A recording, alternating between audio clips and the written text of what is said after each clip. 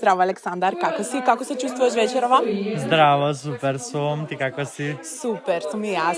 Кажи ми, што за тебе значи поимот инфлуенсер?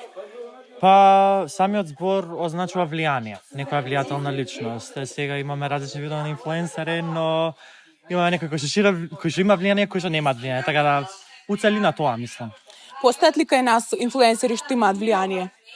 Па мислам дека да, штом се прават вакви настани, штом доаѓаат толку прекрасни креатори, инфлуенсери така наречени, верувам дека да, пошто пак гледаме дека тој пазар се повеќе и повеќе расте кај нас тука во Македонија, така да мислам дека Може ли да ни издвоиш некој од нив? многу е тешко, пошто има многу онака добри инфлуенсери, пример Марис ми е предобра, ја обожавам и прво изгледа, прво се облака, прво и видеа прави, така она ми е топ. Исто така и жена ми Ева, она исто така многу добра инфлуенсерка, така да ја. А кажи ми, од некој од странските вака што ги следиш, што се твоја инспирација, например? Збориме на глобално ниво? Да, Окей. интернационално, глобално. Так. Ема Чемберлен од секад сум ја следел, од секад ми била онака инспирација.